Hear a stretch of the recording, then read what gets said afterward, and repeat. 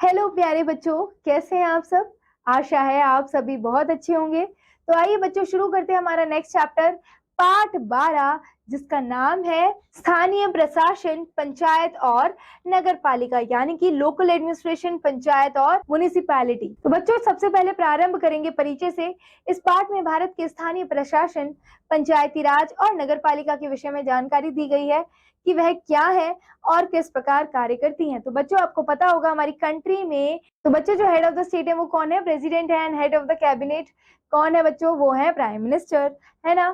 और state level पे कौन कौन है मिनिस्टर्स? जैसे कि गवर्नर और चीफ मिनिस्टर। लेकिन बच्चों, आप सोच रहे होंगे कि गांव शहरों में एडमिनिस्ट्रेशन कैसे कंट्रोल होता है ना। तो वही हम यहाँ पर पढ़ने वाले हैं कि स्थानीय प्रशासन कैसे काम करता है। बच्चों देखिए, हम सभी की कुछ मुख्य प्रमुख आवश्यकताएं होती हैं। घर में माता पिता हमारी आवश्यकताओं का ध्यान रखते हैं। इसी प्रकार शहरों तथा गांव में बसने वाले लोगों की आवश्यकता का ध्यान रखने के लिए किसी व्यक्ति या संस्था का होना आवश्यक है। किसी शहर या गांव में रहने वाले लोगों की प्रमुख आवश्यकताएं स्वच्छ जल, क्या क्या है बच्चों? स्वच्छ जल, विद्युत, स्वास्थ्य सेवा, विद्यालय, सफाई व्यवस्था आदि। ठीक है, और ये सभी सार्वजनिक सेवाएं या जन सुविधाएं कहलाती हैं बच्चों। शहरों या कस्बों में ये सुविधाएं नगर पालिका द्वारा प्रदान की जाती हैं। ठीक है, जबकि गांव में यह कार्य ग्राम पंचायत या ग्राम सभा द्वारा किया जाता है। आइए इनके कार्यों के विषय में जानें। तो बच्चों, सबसे पहले आता है विलेज पंचायत, यानी कि ग्राम पंचायत ग्राम सभा। ठीक है, तो बच्चों देखिए, भारत गांव की भूमि है ना।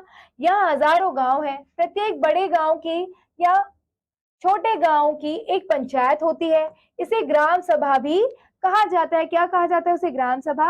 इसके सदस्य 18 वर्ष या इससे अधिक आयु के ग्रामीणों द्वारा चुने जाते हैं। चुने गए सदस्य अपने बीच से ही प्रधान या सरपंच का चुनाव करते हैं। प्रत्येक ग्राम सभा में एक महिला सदस्य अवश्य होनी चाहिए। आइए अब जाने की ग्राम सभा ग्रामीणों के लिए किन किन सुविधाओं का प्रबंध करती है। तो क्या क्या करती है बच्चों पंचायत गांव के लिए? देखिए बच्चों, गांव में सफाई की व्यवस्था करना, ठीक है, शुद्ध जल पेयजल उपलब्ध कराने के लिए कुएं खुदवाना या हैंड पंप लगवाना, फिर रात्रि के समय सड़कों तथा गलियों में प्रकाश व्यवस्था करना। उसके बाद ग्राम में खंडजों और सड़कों का निर्माण तथा मरम्मत कराना, प्राथमिक विद्यालयों की स्थापना तथा संचालन कराना, प्रौढ़ शिक्षा केंद्रों की स्थापना तथा संचालन कराना और ग्रामीणों के मध्य छोटे मोटे विवादों का हल निकालना।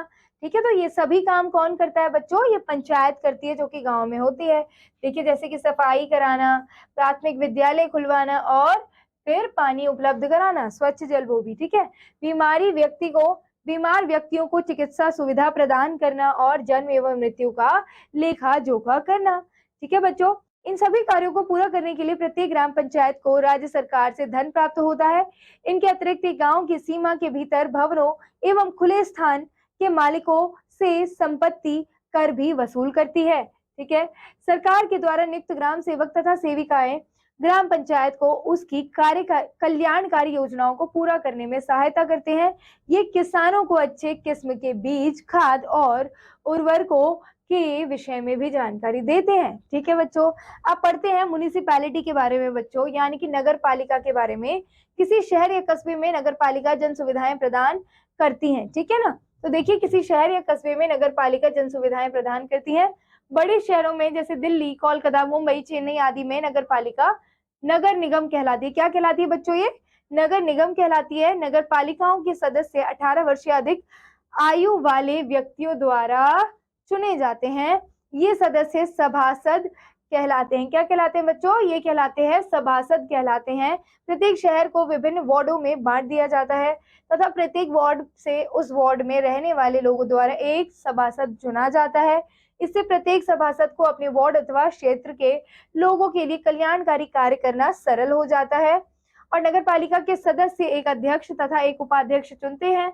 नगर निगम में इन्हें महापौर यानी कि मेयर तथा उप महापौर कहा जाता है। ठीक है, नगर पालिका पेयजल, साफ सफाई की व्यवस्था, विद्युत, स्वास्थ्य सुविधा, प्राथमिक तथा माध्यमिक विद्यालय, सड़कों तथा गलियों में प्रकाश व्यवस्था, का उचित प्रबंध करती है। ठीक है बच्चों। फिर देखिए नगर पालिका ही बच्चों के लिए पार्क बनवाती है और उनका उचित रख रखाव भी करती है। उपयुक्त सभी कार्यों को उचित ढंग से करने के लिए नगर पालिका को धन की आवश्यकता होती है। नगर पालिका लोगों से गृह कर, सड़क कर, जल कर तथा प्रवेश शुल्क आदि के रूप में धन एकत्र करती है। साथ ही राज्य सरकार भी कल्याणकारी योजनाओं के लिए नगर पालिकाओं को अनुदान देती है। ठीक है, तो बच्चों यहाँ आप देख सकते हैं कम्युनिटी हेल्थ सेंटर है। ठीक है, शहरों में ऐसे होता है जब बोर्ड में डिवाइड होता है, ये अपनी सड़कों की मरम्मत कराना, सड़क बनवाना और अपने पार्क वगैरह मेंटेन करना किसका काम होता है? नगर पालिकाओं का। ठीक है, हम सभी को समय अनुसार कर अदा करके नगर पालिका की सहायता करनी चाहिए। ठीक है, प्रत्येक नागरिक का कर्तव्य है कि नगर पालिका तथा ग्राम पंचायत द्वारा किए जाने वाले सदकार्यों में सहयोग दें। इनकी सफलता हमारी सुविधाओं में वृद्धि का संदेश है। तो बच्चों आइए इस पाठ में आए कुछ पॉइंट्स को दोहराते हैं। किसी शहर या गांव में रहने वाले लोगों की प्रमुख आवश्यकताएं स्वच्छ जल, विद्युत, स्वास्थ्य सेवा, विद्यालय, साफ सफाई व्यवस्था आदि है। प्रत्येक ग्राम सभा में एक महिला सदस्य अवश्य होनी चाहिए। किसी शहर या कस्बे में नगर पालिका जन सुविधाएं प्रदान करती है। उसके बाद सभी कार्यों को उचित ढंग से करने के लिए नगर पालिका को धन की आवश्यकता पड़ती है। और बच्चों प्रत्येक नागरिक का कर्तव्य है कि नगर पालिका तथा ग्राम पंचायत द्वारा किए जाने वाले सदकार्यों में सहयोग दें। तो बच्चों यहाँ ये पाठ समाप्त होता है। आशा है आप सभी को ये चैप्टर बहुत अच्छे से समझ आया होगा। हम मिलते हैं अगले वीडियो में अगले पार्ट के साथ बच्चों।